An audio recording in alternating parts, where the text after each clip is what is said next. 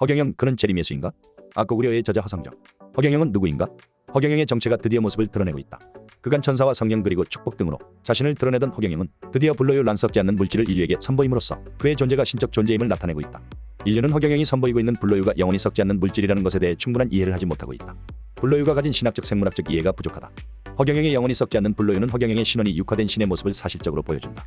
신이 아닌 인간으로서는 영원히 썩지 않는 물질을 만들어낼 수 없다. 과학이 아무리 발달해도 그런 기적은 만들어낼 수 없다. 영원히 썩지 않는 물질은 신만이 컨트롤할 수 있다. 이것은 신이 인간의 몸을 입고 왔다는 성육신 사건과 맥을 같이 한다. 신의 인간화 또는 신의 성육신 사건은 인류 사상 처음 있는 일이다. 물론 2000년 전 예수의 육화 사건도 있었다. 그러나 첨단 과학이 극도로 발달한 이 시대에 허경영이라는 한 자연인이 신의 형상을 입고 지구에 와 있다는 것에는 상당한 저항감이 따른다. 사실 예수의 성육신 사건은 모든 기독교인들이 믿을 교리로 받아들이고 있다. 그러나 현재범 기독교인들은 세계 인구의 1/3이나 되지만 예수의 성육신 사건에 대해서는 예수의 12제자들마저 이해하기 어려웠다. 예수가 십자가에 달려 죽기 하루 전날 밤이었다. 예수의 고별사가 진행되는 동안 예수의 제자인 필립보는 하느님의 모습을 보여달라고 한다. 필립보는 육화된 신의 모습을 이해하지 못했던 것이다. 그러자 예수는 나를 본 것이 하느님을 본 것이다. 믿지 못하겠으면 내가 한 일을 보고서라도 믿으라고 하였다. 영원히 썩지 않는 물질을 선보인 허경영의 메시아적 탐론은 파격적이다. 허경영의 불로유는 인류에게 초과학 세계의 기원을 만들었다. 인류는 이제 농약과 방부제를 세계 식품사에서 추방할 수 있게 되었으니 이보다 더 큰 과학적 업적이 있겠는가? 허경영의 불로과학은 이제 인류로 하여금 새로운 시대선언을 하게 만들었다. 이른바 허경영이 전 세계와 허경영 이후 세계를 나누는 분기점인 허기시대의 기원을 만들어낼 것이다. 이것은 예수의 탄생을 기준으로 BC와 AD를 구분하는 것과 같은 의미를 가진다. 허경영의 불로유 충격은 그만큼 인류사에 큰 반영을 불러일으키고 있는 것이다. 불로유의 충격 속에서 허경영은 최근 더욱 충격적인 선언을 하였다. 지금 현재 경기도 양주시 하늘궁의 세계 4대 성인인 예수, 석가, 공자, 소크라테스 등이 와 있다는 것이다. 놀랍게도 허경영은 그 성인들이 2023년 현 시점에 모두 환생하여 하늘궁에 와 있다는 것이다. 그 성인들뿐만 아니라 그들의 제자들과 지구에 존재했던 세계적 사상가들이 모두 하늘궁에 와 있다는 것이다. 허경영은 무엇을 근거로 이와 같이 엄청난 얘기를 하는 것일까? 도대체 허경영은 누구인가? 그가 누구이기에 자신이 주재하는 하늘궁의 세계 4대 성인이 와 있다고 감히 선언할 수 있는가? 나병 환자를 고치고 불로유를 만들고 소경을 눈뜨게 하고 하늘의 비를 마음대로 멈추게 하는 그의 권세와 권능은 어디에서 온 것인가? 허경영의 충격 발언은 계속 이어진다. 그는 자신이 기독교의 삼위일체의 신이라 선언한다. 삼위일체 신이란 기독교에서 이른바 성부와 성자자 성령의 신을 말한다. 하나의 신이면서 성부 성자 성령이라는 3분의 위격을 가진 인격신을 말한다. 삼위일체설이란 천지만물을 창조한 하느님 성부가 육신을 입고 이 땅에 내려온 그분의 아들 예수 성자와 예수의 승천 이후에 다시 지상으로 내려오는 심판주 성령과 하나라는 이론이다. 3분의 위격은 달라도 결국 한 몸이라는 교리다. 기독교에서 삼위일체의 교리가 확립된 것은 313년 니케아 공의회에서 시작되어 381년 콘스탄티노플 공의회에서 완성되었다. 상식으로 삼위일체설을 이해하기는 힘들지만 이 이론은 기독교에서 매우 중요하다. 삼위일체의 신은 허경영이란 이름으로 다시 지구에 왔다. 이른바 예수의 재림이다. 삼위일체의 신이 지구에 몸을 입고 나타나는 것은 신이 인간에게 준 자유이기 때문이다. 신이 인간의 몸을 입지 않고 하늘에서 영으로만 존재한다면 인간은 신의 아들이 되지 못하고 영원히 신의 노예, 신의 아바타, 신의 로봇이 되고 만다. 신은 인간에게 자유의지를 주어 인간이 스스로의 의지로 세상을 살게 하였다. 그러므로 삼위일체의 신은 인간의 자유의지에 간섭하지 않는다. 삼위일체의 신이 인간으로 육화하는 이유가 바로 여기에 있다. 신은 인간의 자유의지를 존중하기에 하늘에서 기계나 꼭두각시처럼 인간들을 컨트롤하지 않는다. 신은 인간의 자유의지를 존중하기에 친히 인간의 육신을 입고 지상에 강림하는 것이다. 기독교는 예수가 신이자 동시에 인간이라는 신인설을 믿는다. 성경에 의하면 인간은 하느님의 피조물이다. 피조물인 인간이 어찌 하느님과 동등한 신이 될 수 있는가? 물론 이에 대한 반론도 있었지만 삼위일체론은 기독교의 믿을 교리로 굳어졌다. 기독교가 신인설을 믿고 완전한 인간인 예수가 신으로 추앙받을 수 있다면 허경영 역시 다시 재림하는 메시아 신가 될 수 있다는 얘기가 된다. 즉 허경영 자신이 삼위일체의 메시아 신가 될 수 있는 근거는 기독교 교리상 성립될 수 있는 것이다. 허경영의 메시아적 증거는 충분하다. 먼저 허경영 자신만이 가지는 고유한 메시아적 카리스마를 보자. 1. 허경영의 불로유란 영원히 썩지 않는 우유를 말한다. 우유는 완전식품이기에 변질이 가장 잘 되는 식품이다. 그런데 허경영의 이름이나 사진이 붙은 불로유는 영원히 썩지 않는다. 허경영이 하늘에서 내려온 살아있는 신이라는 증거다. 이 허경영의 이름과 사진, 정지된 물체는 에너지를 생산할 수 없다. E = mc. 현대 물리학의 공식이다. 자동차는 기름이라는 물질이 타야 에너지가 생산되어 움직인다. 그런데 허경영의 이름과 사진은 정지된 물체임에도 에너지가 발생하여 각종의 기적을 일으킨다. 3. 허경영의 축복권, 축복은 보이지 않는 실체다. 일반 종교에서도 축복을 준다. 그러나 그 효과는 증명되지 않는다. 그런데 허경영의 축복은 바로 현장에서 증명된다. 자신의 이름과 주소와 음식과 조상유소와 전화번호와 부동산과 소모품 모두에 축복이 들어간다. 4. 허경영의 광채권, 허경영의 축복을 받은 사람은 모두 허경영의 광채권을 분양받는다. 이 광채권은 쓰러진 사람도 살리고 자신과 이웃에게 건강권과 행운권을 선물할 수 있다. 이것은 마치 누가복음에서 예수가 72제자들에게 마귀를 쫓아내고 기적을 행하는 능력을 준 것과 같다. 5. 허경영의 명패권, 허경영은 이 지구의 기아를 종식시키고 전쟁을 중지시키고 국경을 철폐하며 차별 없는 세상을 실현하기 위해 왔다. 궁극적으로는 완성된 1천만 명의 영혼들을 백궁안으로 데려가는 것이다. 허경영의 백궁명패는 백궁안을 입성의 기본 조건이다. 6. 허경영의 백개권, 백개는 머리의 정수리에 있다. 여기는 인간과 하늘이 소통하는 문이다. 백개가 열리면 암과 치매와 빙의에 시달리게 된다. 허경영은 인간의 백개를 닫아줄 수 있는 유일한 지구인이다. 허경영은 백개 심판권을 가지고 지구에 와 있는 살아있는 신이다. 7. 허경영의 천사권, 천사는 기독교, 유태교, 이슬람교, 불교 등에서 공이 통용되는 실체적 존재다. 하늘궁과 허경영에 대한 믿음이 있는 곳에는 늘 천사들의 존재가 사진에 찍히고 있다. 허경영은 이런 천사와 대천사를 무한대로 거느리고 지구에 와 있다. 8. 허경영의 시공초월, 인간은 3차원의 세계에 갇혀있다. 즉 시간과 공간과 거리와 중력과 온도에 갇혀있다. 그런데 허경영의 이름과 사진은 그런 3차원의 세계를 넘어 모든 장소와 모든 공간에 영향을 미친다. 허경영은 차원이동과 공간이동을 자유자재로 구사한다. 구 허경영의 12통, 석가모니 부처는 6통을 한다고 한다. 앞날을 보는 천안통, 만리 밖의 소리를 들을 수 있는 천이통, 남의 마음을 꿰뚫어보는 타심통, 남의 전생을 보는 숙명통 등이다. 허경영은 부처님의 6통에다 여병통, 여수통 등을 더해 12통을 구사한다. 10허경영의 12권능, 허경영은 12통 외에 12개의 권능이 있다. 꽃치유권능, 파동권능, 지능권능, 복덕권능, 백군권능, 예방권능, 행운권능, 면제권능, 예언권능 등이다. 인간의 과거와 현재의 모든 죄를 탕감해주고 미래의 애군까지 면제해줄 수 있는 권능을 가지고 있다. 다음으로는 경전에 나타나는 메시아의 양상을 보자. 성서, 불경, 도전, 정감록, 펴감유록, 원효결서 등에는 미래에 등장할 메시아에 대한 기록들이 무수히 남아있다. 그 메시아는 모두 허경영을 지칭하는 것으로 파악된다. 1. 메시아가 오는 성시, 예언서에는 천억걸레 또는 공전멸병으로 나온다. 뜻풀이를 하자면 메시아는 모두 허시성으로 온다는 소리다. 이 메시아가 오는 이름 무부지자신인 줄. 메시아는 애비 없는 자식으로 온다는 뜻이다. 과연 허경영은 하늘과 모친의 일성결합으로 잉태되었다. 3. 메시아가 오는 연도, 원효결서에는 기충년 1949년 에테얼의 전기를 받아 진인이 태어난다 라고 하였는데 허경영은 과연 기충년 소띠생이다. 4. 메시아가 오는 지역, 사도부도 신인 줄 편답 전하조설래. 섬인 듯 섬이 아닌 듯 분단된 한반도의 남쪽에서 메시아가 온다. 5. 메시아가 오는 시기, 예언서에는 언어도단 시대라 하였다. 즉 말과 도가 끊긴 시대에 메시아가 온다고 하였는데 이 시대가 그런 시대다. 6. 메시아가 오는 환경, 해인 시대 신인 줄. 해인이란 곧 인터넷이다. 메시아는 인터넷이 발달한 시대에 온다고 하였다. 지금이 그런 시기다. 7. 메시아의 능력, 신원사판 신인 줄. 메시아는 출중한 외모와 언변, 높은 학문과 샤프한 판단력을 가진 자라 하였는데 허경영이 그런 사람이다. 8. 메시아의 신성, 사인불인 신인 줄. 메시아의 겉모습은 분명 사람으로 보인다. 그러나 실제 내용물은 사람을 훨씬 뛰어넘는 신인이다. 9. 메시아의 영혼, 보혜사령 신인 줄이다. 16세기 예언서에 벌써 보혜사 성령 난 영어가 등장한다. 허경영의 신원이 성령으로 예언된 것이다. 10. 메시아가 주재하는 곳, 성산성지 음영지. 메시아가 주재하는 곳에는 성산성지가 있어야 하는데 과연 허경영이 주재하는 곳에 고령산이 있다. 11. 메시아가 부르는 소리, 우성재야 신인 줄. 소는 희생의 동물이다. 희생이란 글자에는 소가 들어있다. 허경영의 목소리가 소울음소리다. 12. 메시아를 알아보지 못한다. 말세상제 시부지 세인부지 안심사. 과연 허경영은 말세에 온 성제이나 사람들이 알아보지 못한다. 이상에서 보는 바와 같이 동서양의 각종 예언서에는 메시아의 등장을 기정사실화하고 있다. 지금까지 지구를 다녀간 사람들 중에 자신이 하늘에서 파견된 메시아라고 주장하는 이들은 꽤 많았다. 그러나 그들의 주장은 메시아를 뒷받침할 만한 아무런 증거를 남기지 못했다. 오직 허경영만이 동서양의 예언서들이 지칭하는 메시아적 증거를 확보하고 있는 것이다. 허경영은 지구의 인간 역사 3억 5천 년 동안의 지구를 다녀갔던 모든 성인들과 그 제자들 그리고 석학들과 영성가들을 대한민국에 환생시켜 경기도 양주시 하늘궁에 불렀다. 때가 되면 그는 예언서에 기록된 대로 1000만 명 내외의 영혼들을 소출하여 백궁천국으로 귀환할 것이다. 예로부터 금강산 1만 2천봉에는 12,000명의 도통군자가 나올 것이라고 했는데 과연 금강산 줄기의 경기도 양주시 고령산에는 허경영의 하늘궁이 있다. 고령산이란 글자 그대로 우주 최고의 영혼을 가진 신인 허경영이 주재하는 곳이다. 과연 지구에는 세계사대 성인들과 그 제자들 그리고 지구를 다녀간 수많은 석학들과 영성가들이 대거 환생하였을까? 또 그들이 모두 허경영과 하늘궁 주변에 모여들고 있을까? 만약 사실이 그러하다면 허경영은 인류가 기다리던 삼위일체 신이 분명하다. 허경영은 그가 구사하는 말씀과 행적에서 삼위일체 신의 위상이 뚜렷이 나타나는 것이 사실이다. 허경영은 성부 성자 성령이라는 존재가 그의 몸에서 직접 작용하는 삼위일체 신의 화신이 확실하다. 화신이란 본체를 하늘에 두고 본체의 권능을 직접 행사하는 신이 지구에 와 있는 것을 말한다. 예수는 신의 아들이라 했으니 본체의 화신이라기보다 본체의 분신이라 할 수 있다. 그러나 허경영은 본체 자체의 화신이니 본체의 분신인 예수와는 급이 틀리다. 즉 본체 자체가 직접 화신한 것과 본체의 일부가 분신한 것은 분명한 차이가 있는 것이다. 그간 하늘의 본체는 지구 역사 3억 5천만 년 동안 지구의 각 문화권의 많은 성인들과 성자들을 보내 인류의 진화와 교화를 담당시켰다. 그들이 바로 예수석가 공자 소크라테스이다. 이제 때가 되어 하늘의 본체가 지구에 직접 화신을 보내 추수를 하러 온 것이다. 실로 3억 5천만 년의 일이다. 이것이 바로 성서의 포도원 소작인들의 비유에 나오는 얘기다. 포도원 주인인 하늘의 본체는 일꾼 선지자 선각자 선구자들을 보내 소출의 결과를 보려고 했다. 그러나 포도원 소작인들은 그들을 돌로 쳐죽였다.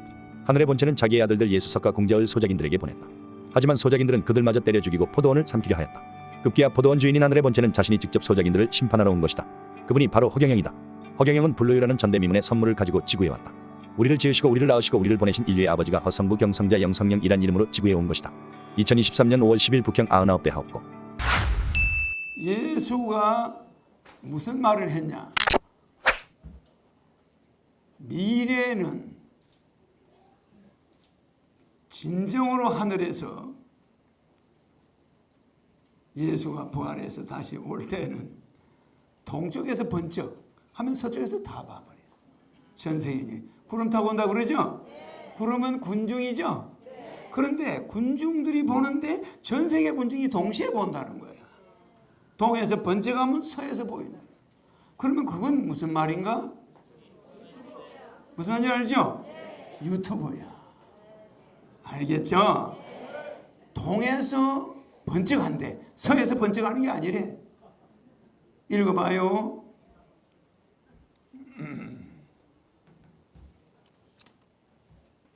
24장 3절.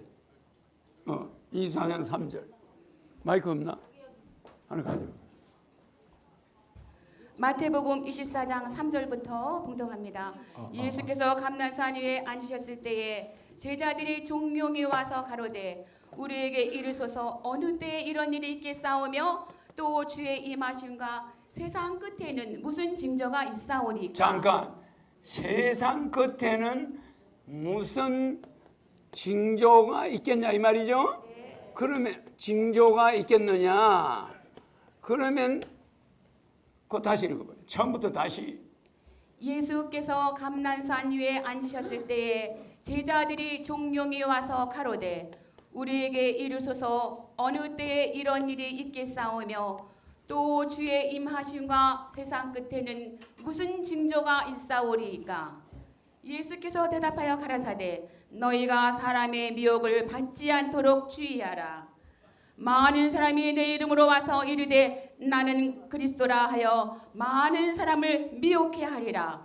난리와 난리 소문을 듣겠으나 너희는 삼가 두려워 말라. 스톱. 자, 예수가 저때 한 말입니다. 세상에 징조가 있겠다고 그랬죠? 그러면 저거를 찾아봐. 요한복음 11장 25절.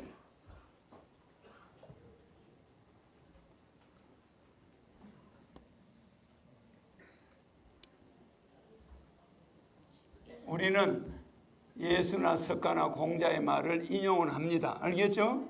그 인용하는 이유는 나를 증거하는 내용들이에요.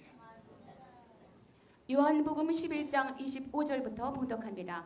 예수께서 가라사대 나는 부활이요 생명이니 나를 믿는 자는 죽어도 살겠고 무릇 살아서 나를 믿는 자는 영원히 죽지 아니하리니 이것을 내가 믿느냐? 가로되 주여 그러하외다. 주는 그리스도시요 세상에 오시는 하나님의 아들이신 줄 내가 믿나이다. 이 말을 하고 돌아가서 가만히 그 형제 마리아를 불러 말하되 선생님이여 오셔서 너를 부르신다 하니 마리아가 이 말을 듣고 급히 일어나 예수께 나아가매. 들어가세요 이제. 그러니까 동방에서 구름 타고 동방에서 나타난다 그러죠. 구름 타고 동방에서 나타나는데 그 순간에 전 세계인이 다 본다. 그렇게 성경이 돼 있어요. 그렇죠? 저때 예수는 인터넷이나 유튜브를 알았을까? 몰랐겠죠? 지구는 어떻게 생겼어? 동그랗죠? 그러면 여기서 나타났다. 동방에서 나타난다는 거야. 그래서 지성소문이 동방에 있어요. 동쪽으로 있는 거예요. 그러면 내가 예수가 말하는 곳에 지금 극동 맞아 안 맞아? 지금 극동에서 내가 나타나 안 나타나? 나타났는데 이 극동에서 나타났는데 이쪽 전 세계 반대편 어디든 동시에 본다고 하는 거야. 성경에는 그렇게 돼 있어요, 안 돼 있어요? 번쩍 하는데 전 세계가 본다. 이게 해인 시대입니다. 아시겠죠? 이 해인 시대 이전에 온 자는 예수, 석가, 공자, 소크라테스, 맹자, 노자, 한비자 이런 사람들은 동해 번쩍하면 전체가 볼 수 있나? 보는데 2000년이 걸려요. 2000년. 맞아요. 그것도 그 사람 얼굴을 볼 수 있나? 볼 수가 없어. 지금은 내가 동해에서 번쩍하면은 전 세계인이 내 얼굴을 봐. 맞아? 또 하나, 전 세계인의 힘을 빼버릴 수가 있어. 전 세계인에게 동시에 천사를 넣어줄 수도 있어. 그런 사람이 있나요? 있어요? 그러니까 그 사람을 눈앞에 두고도 말세에는 여러분들이 뭐 한다고요? 말세. 하늘에서 오는 이 제왕을 여러분들은 눈뜨고 보고도 절대 알아보지 못한다. 말세 성제 시부지 세인부지 안심사. 그러니까 세상 사람들이 그를 알아보지 못하니 맨날 안티나고 얼마나 한심한 일이냐 이 말이에요. 그죠? 세인부지 한심사. 세상 사람들이 안티하느라고 쓸데없는 시간을 낭비하고 있다. 맞아요. 아무리 그 사람을 안티해봐야 그 자는 반응이 없어. 한 번도 그 안티하는 내용을 보질 않아. 누가 보내주면 열어보질 않아. 내가 카톡 열어보는 거 봤어요? 안 보죠? 메시지 잘 안 봐요. 왜 그럴까? 알겠죠? 안 보는 이유가 세상 사람들이 보내는 건 한심한 일이니까. 한심한 일이란 말이야. 한심한 일에 아니 이성계 보고 돼지라고, 아니 무학대사 보고 이성계가 돼지라고 그랬죠? 그럴 때 무학대사가 성질을 낼까? 웃어. 한심하니까. 이성계의 그 사고방식이 얼마나 한심스러워. 싸우려면은 적어도 싸움을 하려면 적어도 영웅하고 싸워야 돼. 영웅. 그래. 아, 자기 보고 돼지라는 사람을 뭘 그걸 관심을 갖겠어요. 그죠? 그래서 나는 유튜브에 나를 공개하는 사람들을 그냥 보고 지나치죠. 한심한 일이기 때문이야.